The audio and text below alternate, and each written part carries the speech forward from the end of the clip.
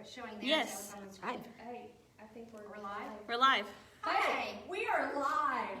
We're here. Yeah.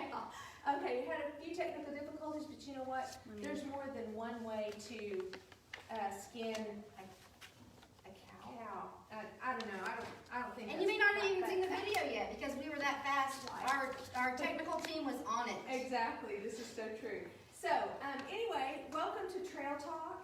We're in the classroom studio. We are live, and I'm Edie. And I'm Mary. And we have a great lesson for you guys today. It's really, I think it's pretty interesting. I like it. Yeah. And it's been 2 weeks in the making. So, this thing should be super well done and polished, but no promises on that. I don't know who she thinks she works with, right? Okay, so I changed it from just the cattle industry in Oklahoma. I specified beef cattle because during research it occurred to me, there are dairy cattle Well, that's and true. there are beef cattle. Right. And the dairy There's history different- in Oklahoma, I think, would make kind of a compelling lesson. So I specified beef cattle, and here we are. Here we are. And this is super cool. There's so much history, you guys. I think you're gonna like this. So, initially, cattle came to Oklahoma, what's now Oklahoma, with these 5 tribes of Native Americans who were moved from the southeast to Indian territory. Right. And so the initial removal of those tribes, they brought With them. beef cattle with them because they were not plains tribes. They did not follow buffalo herds. They lived in villages, Right. and they raised cattle. So cattle were not foreign to them. Right, exactly. But cattle were not in this part Right. of They the introduced country. the cattle to Yeah, Indian territory. Indian territory. So that is how cattle first came to Oklahoma. And it was interesting, they used an open range concept. So there weren't fences, cattle just roamed freely. They probably, bulls from different herds would Intermingled. right. But these Native Americans, they were fine with all of that. That was how they had lived. Now, they had not all lived together In proximity like that. Right. But once they came, they were brought to Indian territory. That is how they lived. But then a gold rush happened. And I've been listening to a book, a Bill O'Reilly book called Killing Crazy Horse. He has that series of killing Lincoln, killing Kennedy, all this. And Killing Crazy Horse talks about these gold rushes and the effect it had on manifest destiny and more control over the Native American tribes. I just wasn't really up to date on how the impact of the gold rushes because they were everywhere. Right. And I don't know that Native Americans were probably aware of it, but it didn't have value to them. They had no use for it, really. But these gold rushes, that's one reason they cleared these Native Americans out of Georgia, was because there was a gold rush in Georgia. I didn't even know So that. you have to go. Yeah, I mean, seriously, that's what happened. But there was a gold rush in the 1850s, which was, I think, more down in Mexico kind of area. Yeah. Southern from us. But when that happened, there was a more of a desire for cattle. That kind of opened up a market for cattle. And so then there was the Civil War broke out, and Of course, they at had that farmers time, and things went off. the Cherokee Nation had about 250,000 head of cattle. That's a lot of cattle. Yeah, and by the end of Oh, yeah, right here. that group alone had that many, and then by the end of the Civil War, they had lost over 300,000 head of cattle Between the 5 nations. from people coming in and taking them to feed troops, to sell. They would steal them and sell them. Yeah. And so, you know, travesty on travesty. But then, let's see. So here is more in 1855, Getting kind of closer to it. when the gold rush happened. They had already squeezed down some more some of these this property. Right. This area right here, these two parts, they took away from the Chickasaws and Choctaws, and look what they did to the Seminole Nation. Yeah. So anyway, they were kind of squeezing down the amount of land. Probably thought, well, they didn't need as many Right, cattle. I right. don't know. Anyway, so all of that kind of happened. Then the war broke out, and then after the Civil War, this is what it looked like. So this is pretty much where you get Oklahoma territory and Indian territory, and then this They're now area reduced to right that in area here is where those unassigned lands end up Right. being. Yeah. So, but this says it was ceded to the government by the 5 nations. Really? Now, we all know how Depends on what those goes through that. treaties and everything were handled. I'm sure that they did sign papers, but whether or not it Under was, duress. yeah, and whether it was fully explained, Right. and what the conditions of those treaties actually were, you know, I'm not sure. But this land then has changed the look Again, of, yes. of who lives where and where the cattle would be. And, so then, here we have the cattle drives. So the goal was to get them up here to this, To the railroad. the Kansas Pacific Railroad, and then the Topeka Santa Fe Railroad, which would come Right here across from here. Dodge City and Wichita and all. And which eventually tied into Right, to the the other same one. Yeah, and, so here's Oklahoma, halfway between all of the cattle, the longhorns that are down here, because, you know, And you can't get to here without going through there. exactly. And so we have all of these places where there's, people are moving, the railroad is drawing people there, you know, there's industry growing, all of those things. The cattle are down here, they need to get them up there, and so Oklahoma is just right there in the middle, where you have Native Americans still trying to live, Right. and the cattle drives are coming through there. It's like living in a house or living somewhere and people just coming through your living room every day. Basically, yes, exactly. And so these two trails are the ones The that, Western Trail and the Chisholm Trail. right, are the ones that, you know, went through Oklahoma. It's a pretty north-south, it's a pretty straight line. Exactly. And so you have some settlers who are in some of these lands, because, you know, the Oklahoma Territory side is not Indian territory anymore. Right. They haven't It's started becoming giving the land away Right. yet. But it's still becoming settled. Yeah, Slowly. people are moving there. And, so then you have these trails, so these cattle are coming through, and longhorns are going to end up wandering off, they're gonna end up sticking around. Yeah, part of maybe someone else's herd or Yeah. workhorse or whatnot. And so, this is where the economics of cattle plays a huge role in settling the Oklahoma and settling this part of the United States. Because of the industry happening around these railroads, which this one was built out here at the request, behest, or whatever, of these businessmen who saw this as a way to make money. Yep, And all of this was about making it was a money. money making. Yeah. Now, Oklahoma has always had native grasses, and these flat plains. Right, everyone that's been to Oklahoma, you know, Right, yeah. pretty flat. And so it was perfect for cattle to graze. And so they're not going to lose weight on this 1,000-mile journey.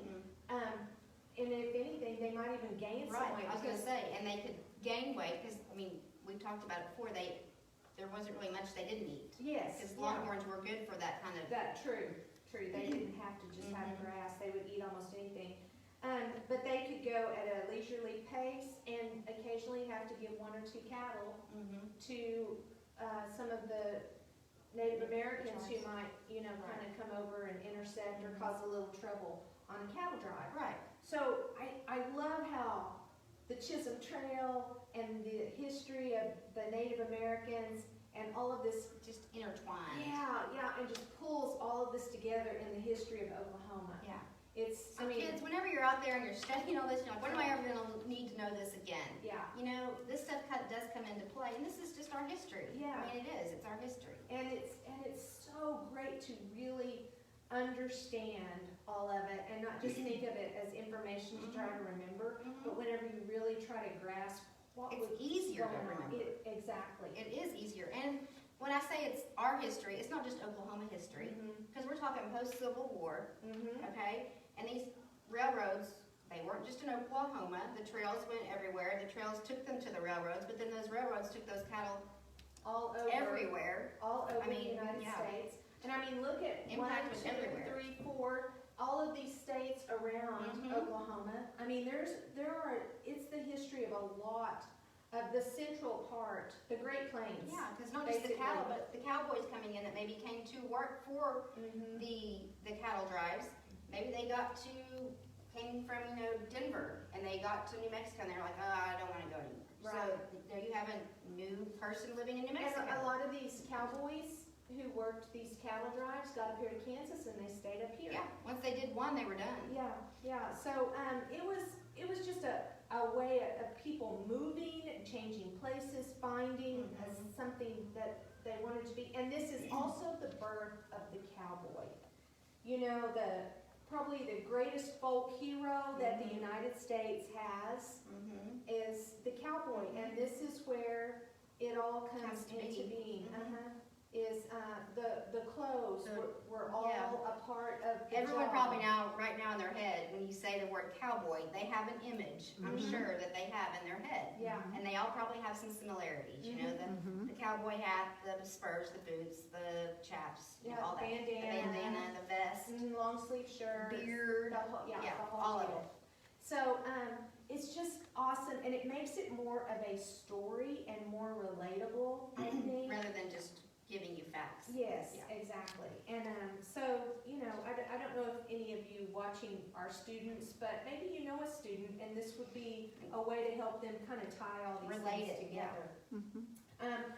So, the Cherokee Strip, now remember, was this part right up here. The northern And, part of our, yeah, so it was a 6 million acre strip of grass that was like 150 miles east to west. And initially, it was a place for the Cherokee to be able to hunt buffalo.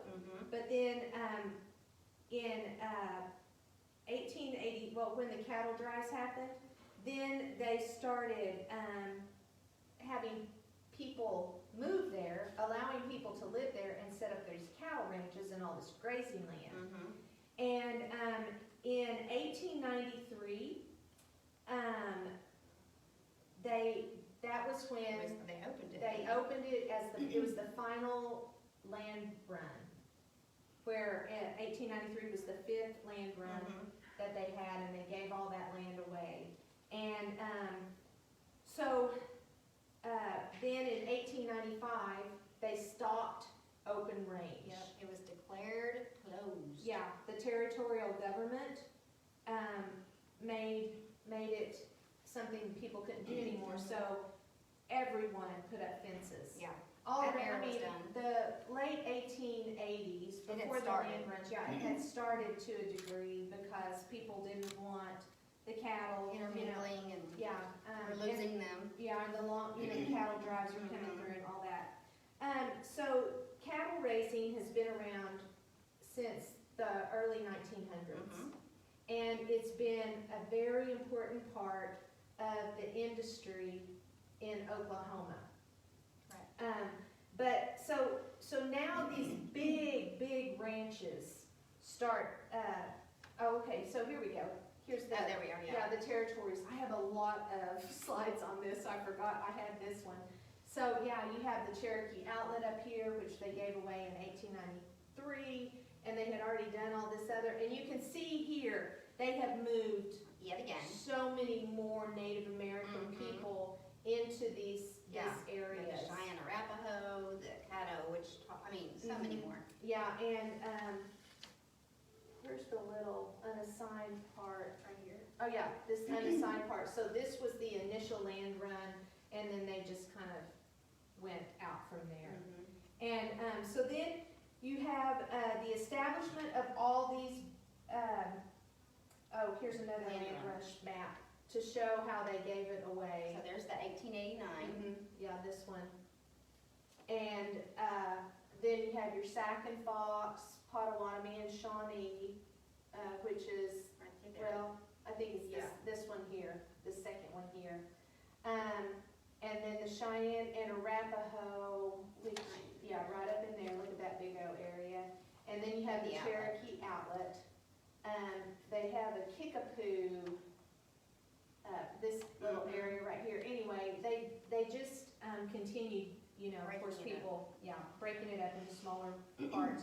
But then these big ranches kind of start, and they start some organizations. The ranches become kind of organized, More business-like. very, Kind of a structure. very businesslike.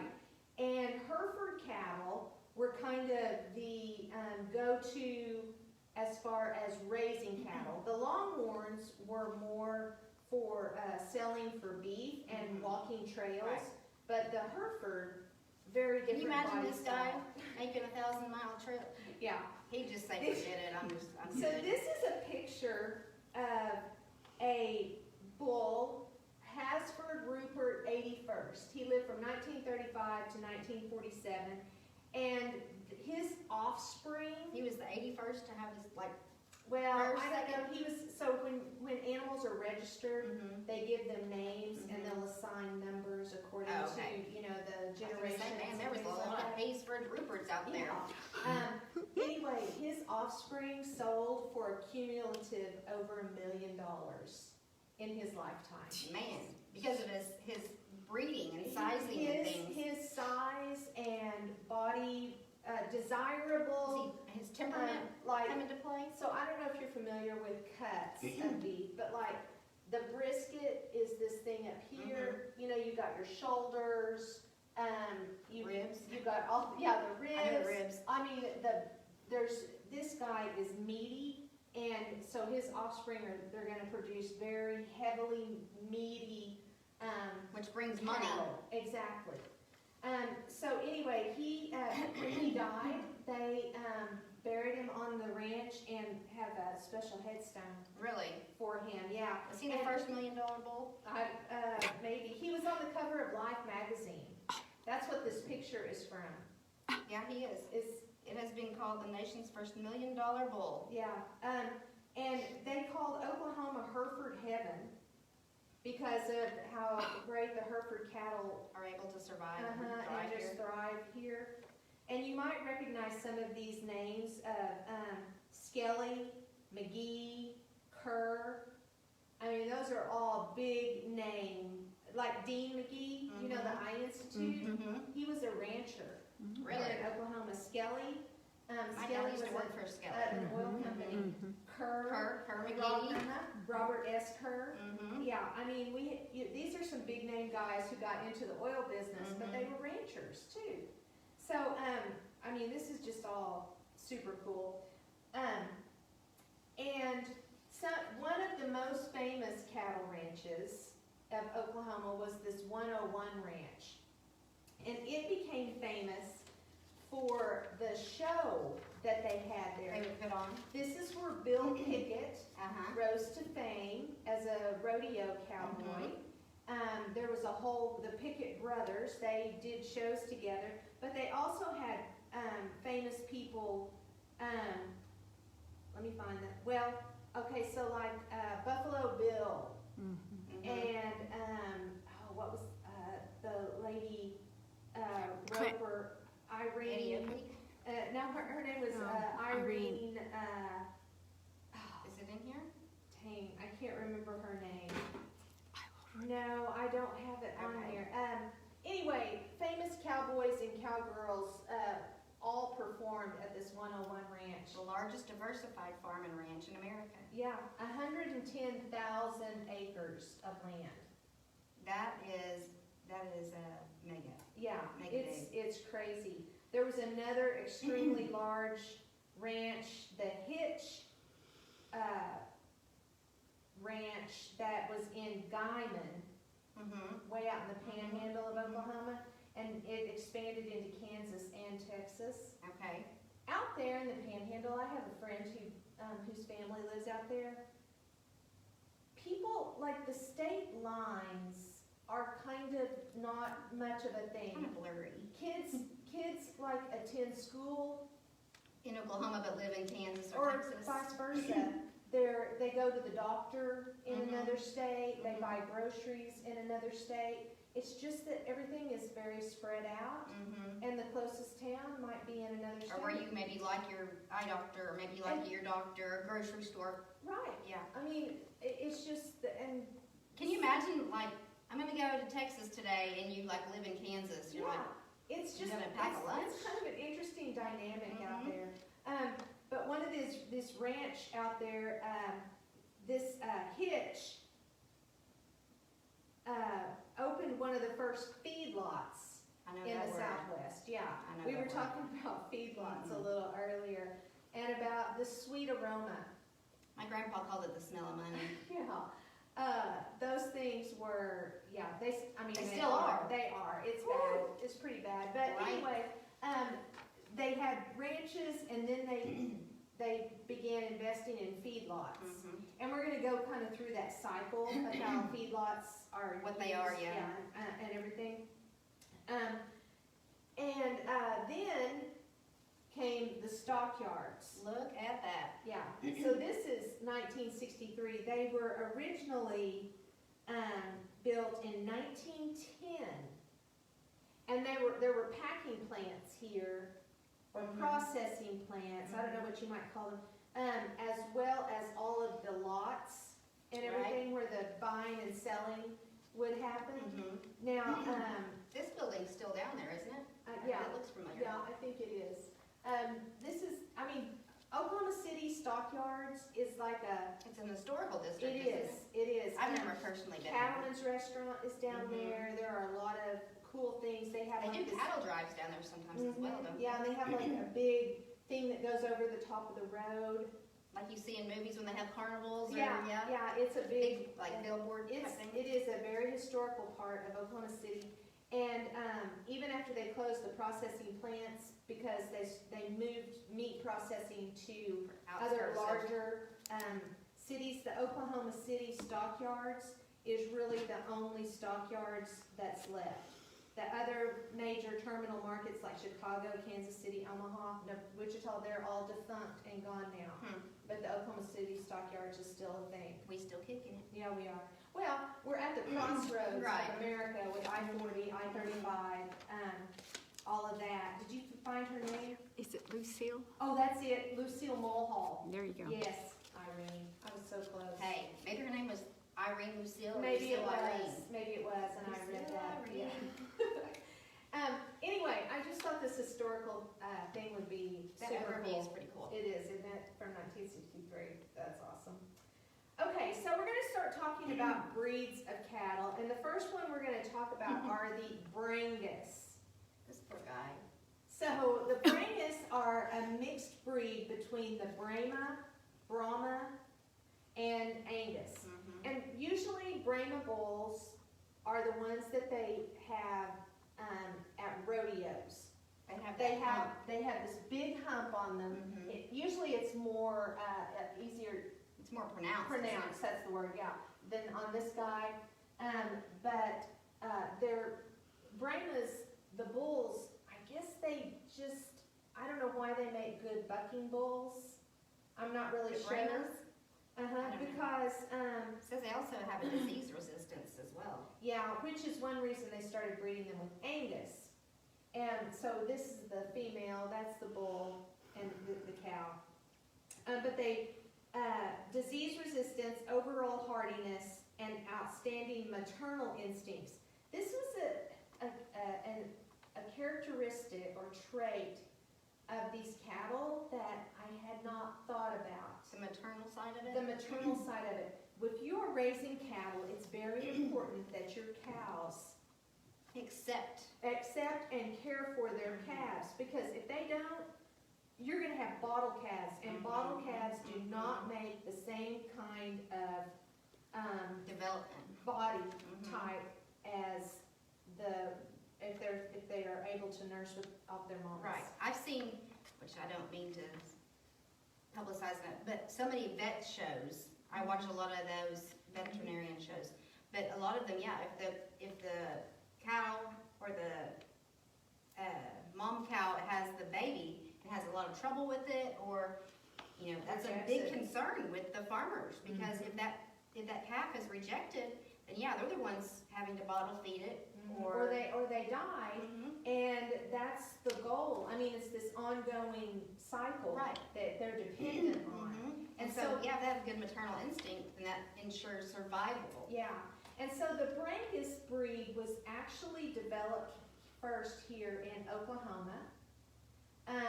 It was, they did some other experiments in Louisiana, but here in Oklahoma, they organized the American Brangus Breeders Association, later known the International Brangus Breeders Association, here in Veneta, Oklahoma. Really? Mm-hmm. That's a tiny little town. Yeah, it is, and that happened in 1949. So this breed has been around for a long time. Mhm. But Angus are, they have,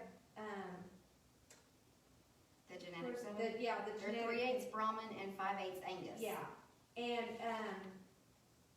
they're high performers in pasture and feed yards, resistant to heat and high humidity, cold and cool climate. They produce adequate hair to protect their bodies. Mhm. And the cows are good mothers, and the calves are medium size at birth. That's another very important thing. If they're too big, the mom has trouble Yes. delivering. If they're too Yes. small, they may not survive. Yes, and so there's a reason they let the cows grow to a certain age, the heifers a certain age before they allow them to To calve, breed. because it's just very dangerous, and you end up, You could lose them both. yeah, having to do a lot of help. So, anyway, so cool that these Brangus are from here in Oklahoma. I thought that was a cool thing. The next are Angus. You guys probably recognize, you drive down the road, there are a lot of Angus cattle. Right. There are some other breeds that people have brought in that add leg length and different things to their bodies, but the beef cattle industry is always about producing an animal with the right kind of meat. Mhm. It's Same seriously, kind, the perfect kind of. you have the Mixture, yeah. muscle and the marbling and Mhm. the fat, Mhm. and it's all about making the perfect steak. I mean, it sounds When it comes down terrible. to it, Yes, yeah, that's exactly what it's about. It's what do the people want this week? Yeah, that's for real. I think Angus, I told Mary the other day, I love cattle, and I'm serious, I do. I just think, I love to see Their expression. a field, a pasture of cattle, you know, you honk or something, and they all turn and look at the same time. I just, you know, there's a storm, and they huddle together. It cracks me up when you drive by and their head's stuck in a fence and they're just like, their tail's just going and their tongue's just like, yeah, so what? Because they want the grass on the other Mhm. side. Grass is greener on the other side. Yeah, always. Mhm. It's always something like that. But, yeah, we've raised cattle. We've always had cattle, my mom and dad, and they have had Angus.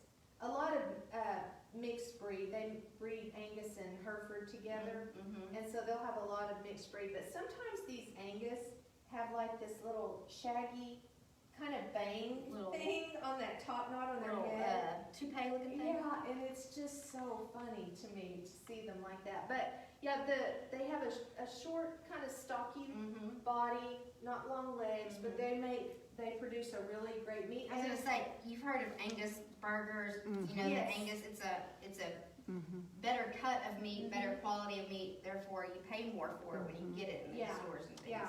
And they're good mothers, and they convert food to high quality meat. I mean, that's a package deal right there. That's the thing.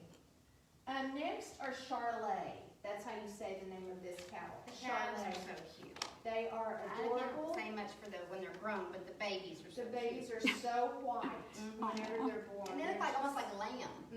Yeah. Now you see the different, like their heads are kind of smaller, but they are a full body Real low to the animal. ground, belly. Yeah, they are kind of, their legs are not all that long. But Charolais are, they originated in France, and they can withstand cold temperatures, and because of how light colored they are, they're heat tolerant.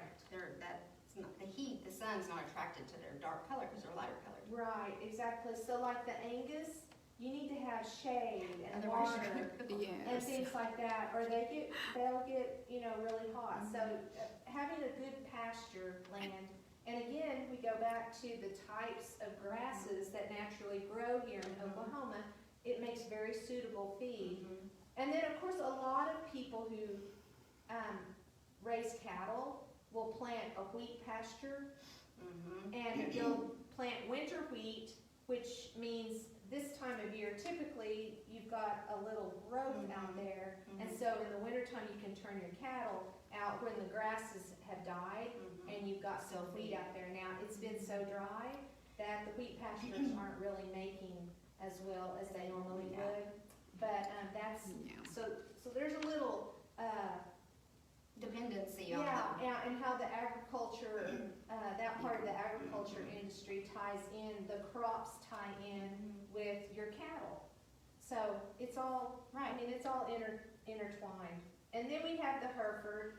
So cute. I love Hereford. Look at their expressions. We call them bald face.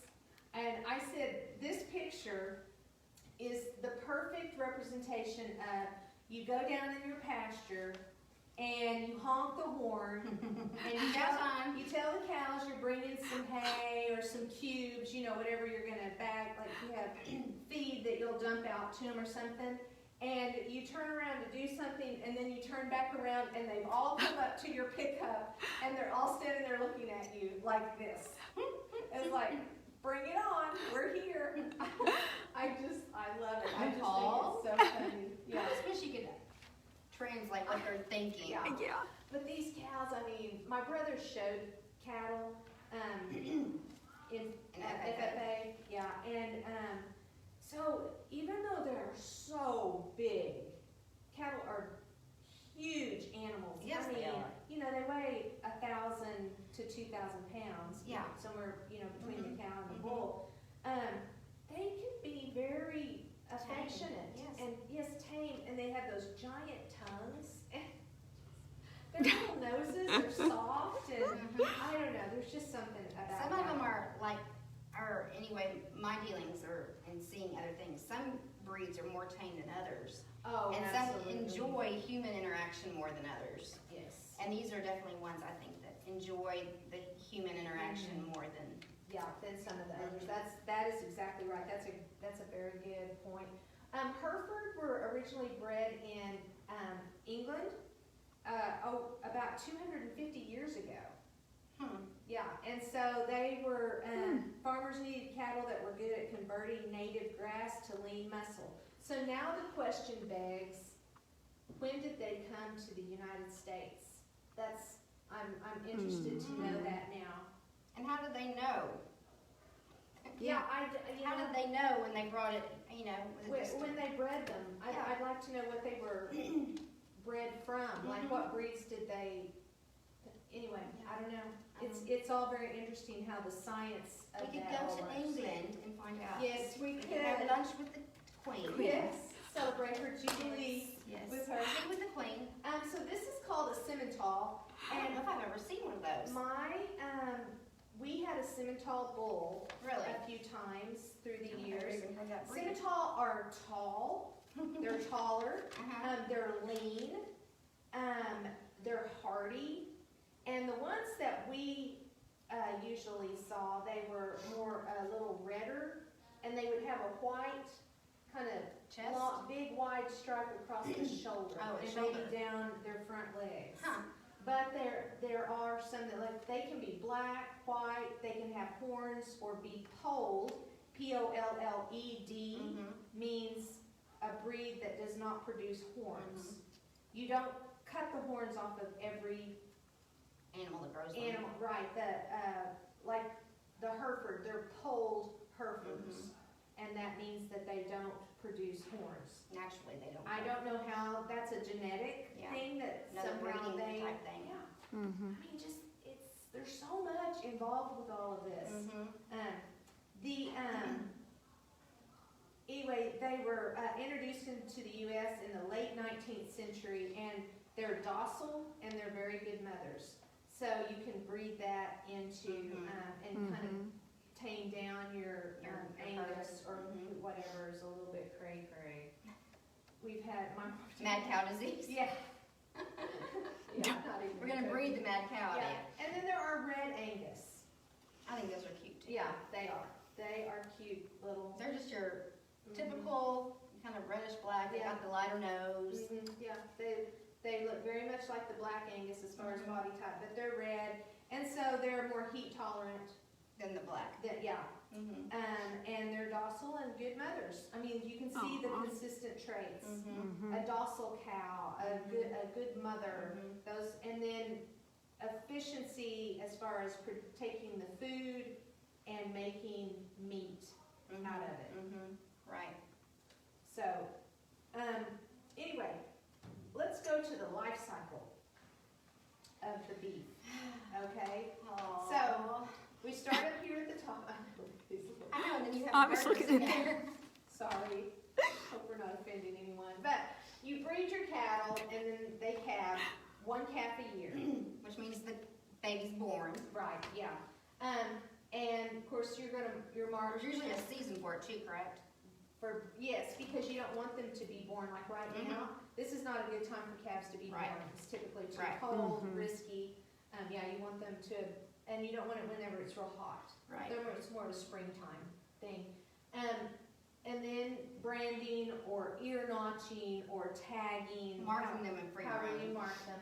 Also, this is when you would make steers or castrate down or leave them as bulls.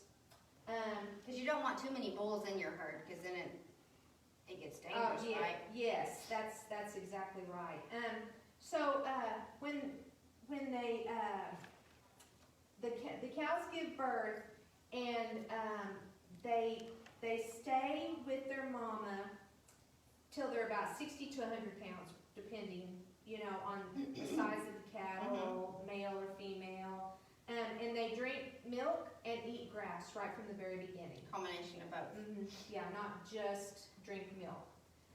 They're weaned at about 6 to 10 months, and if you've ever seen a 10-month-old calf trying to nurse, they're like lifting their mama up off the ground. It's time to eat. Yeah, they're going. Let them know. Yeah, it's kind of crazy. And then because they weigh between 450 and 700 pounds, Yeah. again depending on the size of the Yeah, cattle. it's a big old baby. Yeah, it is. And then they'll continue on the grass, and then they'll be supplemented with some feed for extra energy and protein. And then also they get supplements like we always would put out. We called it a salt block, and it's just this big old Block of mineral of it's a solid thing of mixed minerals. And you just set it out. I don't know, we had there's some kind of little Contraption can to hold or something. it. Yeah, and you just set it out there, and the cows just come and lick it.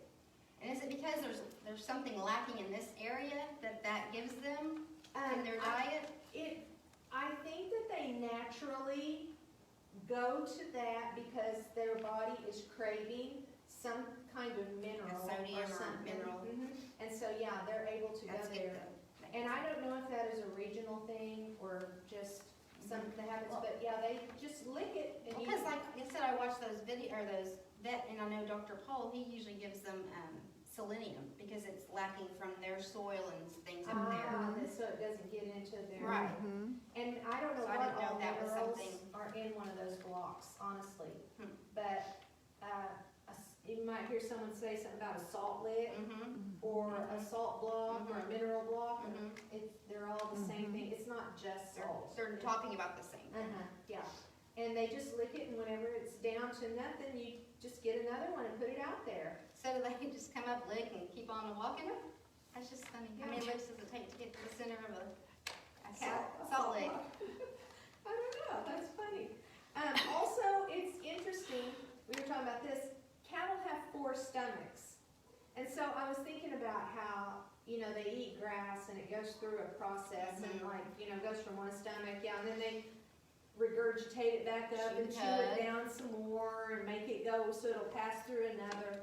But whenever they're calves and they're drinking milk, I wonder how that process, if it First time? kind of goes the same. And maybe is that why they eat grass when they're so young? Because they have those 4 stomachs and it requires their some, stomach into it doing all has, it that. requires some kind of roughage Maybe. or something for them Maybe. to digest properly. I don't know, just interesting kind Every of. time I think of a cow doing that, I'm like, if at first you don't succeed, try again, like to keep it down. That's how, every time. Well, you can save a little for later. Yeah. You just don't ever know. Mm-hmm. Okay, so then they thrive out in the pasture. They wean them, and then they'll go to markets, and this is where feedlots will buy the calves and take them and fatten them up. From the livestock auctions themselves. Yeah, And from the farmer. people like mom and To raise dad will raise up. They'll have a bunch of calves. They'll pick some to keep, and they'll sell the rest of them. Mm-hmm. And so there's a little mini rodeo to try to get these big things in a trailer. Mm-hmm. And if you have any crazy cows, you try to get them in the trailer too. And you take them off to the auction. There are little auction barns all over Right, Oklahoma. yeah, see them everywhere. You leave them there. That they keep track of who buys your cattle and how much money you make. I'm sure that Another they. good reason for branding. Yeah, I'm sure they take a cut. Oh, That's yeah. probably how they keep going. Mm-hmm. And then most of the time, it's a feedlot that's buying up these calves, and then you drive out to West Texas, by Amarillo, West Texas, and drive past those feedlots on I-40, where they're just fattening them up. Mm-hmm. They're feeding them, until it's time to send them to slaughter. Mm-hmm. And that's when they go to the processing plants. And I was telling Mary that there's a small processing plant that I drive by when I'm going to my mom and dad's. Mm-hmm. And a few months back, Mom asked me to stop and pick up some ground beef for her. Mm-hmm. And so I didn't know you could just go in these places and shop. yeah, so they have like this refrigerator thing out front, and there's just like this big window, and the guys are back there cutting the meat up. They're making all the different cuts, they're grinding the beef, they're ground beef, they're doing the whole deal. And you can just watch them, and there's a very distinct odor. Very distinct. In fact, I'm kind of fighting that little weird feeling right here, right now. Mm-hmm. And it's just all of the blood and the fresh meat. Mm-hmm. And I think that the guys that work there, the people that work there, not just men do, but I'm sure you just get accustomed to it. Right. It's just, you probably don't even smell it. Yeah. But anyway, and so from there, there are huge processing plants where then they will sell to groceries. Mm-hmm. And there you go. That's the Cycle little of- cycle. The life cycle of the beef cattle. And I mean, it's kind of sad. It is kind of sad, because if you think about it, I mean, looking at this little bitty calf, you get attached, and then you're like, well, but you were really, that's not why you're here, Right. but you can't keep them all either. Yeah, they're usually between about 1.5 years and 2 years old when they're slaughtered. big and ready to be slaughtered. Yeah, whenever they're the right size, the meat has reached the right. And there's even about different kinds of feed. You've heard of corn-fed beef. The Grass-fed. the grass-fed, the whole thing, the free range. Everyone has their own opinion opinion on which is better, or which, yeah. Yeah, the no chemicals. The organic. Yeah, organic, non-GMO. I mean, there's so much involved in all this. Mm-hmm. But here you go. This is the basic cycle. So fact versus fiction. I thought this was kind of interesting. Yeah, I did too. And of course, beef producers really would like to get this information Right, out. the fact part versus Yes, define the myths. exactly. The myth is that the cattle, And I've always heard that. the feedlots, is what they're really referring to, are the leading source of greenhouse gas emissions around the world. But really, they're only responsible for about 3.7% of gas emissions. I always thought that seemed elevated because I'm thinking of all the cars Yeah, and the factories exactly. and all the other things Those making plumes of emissions. smoke Yeah. that go up. Yeah, but I have even seen, say, some meat producing company Mm-hmm. that were trying to figure out a way to take the methane To that decrease is the emissions. produced by the cattle, Mm-hmm. which is like the gas that they, I mean, it's gas. yeah, and like put it, Recycle it somehow. recycle it, yeah, and make it power their part of their manufacturing thing that they have, like where they do the whole life cycle at one place. Mhm, mhm. And how they were trying to capture that methane and try to use it as fuel How to, would that work? well, they were gonna pipe, Were they, they like, were making indoors? pipe it, they were, well, like you cover the piles of, it's produced from the poop. You cover the piles with this, like something Some that special forces the thing. gases. Mhm. Then you feed the gases down into a pipe, and then the pipe Collect it that way. is collected and sent into the building, and then that is it's like a natural Mhm. gas fueled whatever. Which is, I mean, it's a great idea, Right, but really, only 3.7. good on you, cattle industry, Mhm. for, stepping up, but Yeah. I think we have some They're not other, as gassy as you guys yeah, I thought. think we've got some other greenhouse things going on. Yeah. Cattle consume 9 pounds of grain or more per pound of pound. beef and compete with people for food. They're saying that the cattle eat the food that people No, would eat. I had to rustle off a cow earlier Right, for my cheese crisps. I mean, yeah, but cattle only consume about 2.5 I pounds won. of grain per pound of beef. And the grain, 90% of what they feed cattle is not for human consumption. Yeah, Yeah, it's different. I mean, come on, people. Yeah, it's different. Yeah. We grow 100 million acres of corn just to feed cattle, but really only 10% of harvested corn in the United States, or about 8 million acres, goes to cattle feed. That's a big difference from But you know 100 what- million to 8 You know what they million. do make? Fuel Yeah. for cars, Right? which cause the greenhouse The effect. gas emissions. Yeah, so, anyway, you have to wonder who went together to get all this Mhm. information out. And how it's worded has a lot to do with it as Yeah. well. And it takes up to 24,000 gallons of water to produce 1 pound of boneless beef. But this says it only takes 308 gallons of water. And that's 5% of US water withdrawals, plus they use recycled water. So, there's a lot of he said, she said going on. Right, yeah. Over here, but I think it would be worth chasing a little bit to see if, just to. One has a truth or Yeah. some truth to Yeah, it. but, I thought that, it was just good food for thought, no Mhm. pun intended, Right. and, would be, worth your while if you were kind of interested in Oh, kind just of like taking a deep dive anything on else that. you see nowadays, social media and Yeah, people interpreting things the way that they want to interpret, Yes. all these things. Never believe something that you haven't factually researched or Mhm. heard for yourself, or Yes. something, Yeah. because find anybody can put any find something else, another source Right. besides the one that you're reading besides. to back that up. Exactly. Yeah. And then some more fun facts. 50 states are home to cow, calf farms, and ranches. Every state in Oklahoma every state in the United Okay. States. Wow, thank you. We have a lot of states Every here though, too. state in the United States, including Oklahoma, which is the one we're talking Mhm. about mostly today, anyway, home to ranches. I thought that was cool. 91% of farms and ranches are family owned and operated. I think that is very important to know.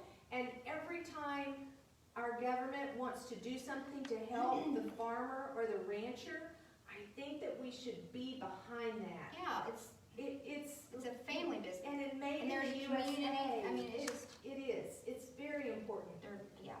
40 head is the average herd size, and you know what? That's probably about the size of a herd my parents I was had. gonna ask, is that about the size you guys? You know, well, this is probably 40 adults, and they may have about 25 to 30 adults. And then the rest are calves. Yeah, so that would, you'd Like you double your cycle through herd it, and, yeah, you know, right. then cut it in half again, so. 4 to 6 months, cattle spend at a feed yard. So that's, you know, that's where they're fattening them up, getting them ready for slaughter.